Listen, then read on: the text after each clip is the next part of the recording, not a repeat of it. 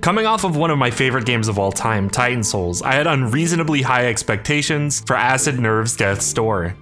And by unreasonable expectations, I mostly mean that I expected it to be distinct, challenging, and a little weird. After beating it, I didn't feel like it was any of these three things, at least not in a way that I'm excited to talk about.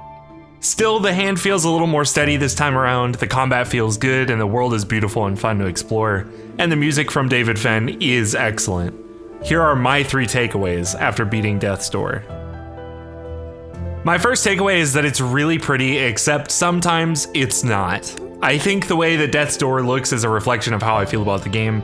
Most areas are delightfully designed, though some just really aren't, like these spider webs that look like something out of a Nintendo DS game.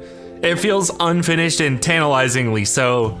There are just collectible objects in the game that presumably were supposed to have a purpose and then just don't. My second takeaway is that there are too many damn horde fights.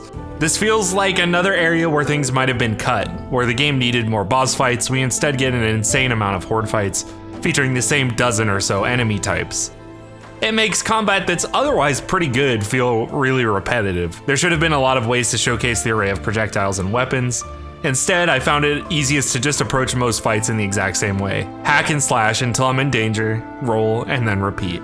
My third and final takeaway is that there's just a lot of weirdness that goes unexplored. We're a crow that bounty hunts souls in a weird bureaucratic afterlife. Obviously, the premise was weird enough to get really funky, they just chose to have their writing go all over the place. The tone swings wildly from purposefully vague and mysterious to odd moments where it feels like somebody might have pulled a dictionary of modern phrases from a teenager's backpack.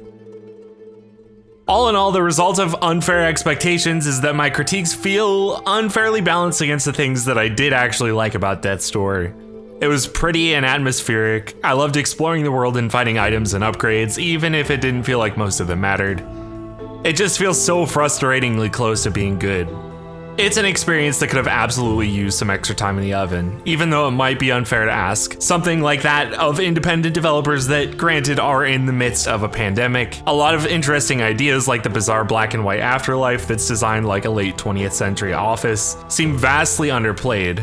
Instead, the game feels more complete on a formulaic level, its combat is pretty good, it's mostly pretty, and the world design feels like something you'd find in one of the Zelda DS games. It's good, it's just not great.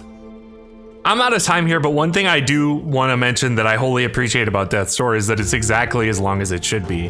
The endgame is a nice rush of boss fights, and there's a fair amount of mystery to dive into once you've finished. I can't imagine anyone will fall in love with this game like I did with Titan Souls, but it's worth a try if the action-adventure genre is something you normally enjoy. That will do it for this quick review of Death's Door, but if you like what you saw, consider checking us out over at epiloguegaming.com for more of our work. Similarly, you can support us by joining the Epilogue Gaming Discord linked below, or spending $1 a month over at patreon.com/epiloguegaming. See you next time.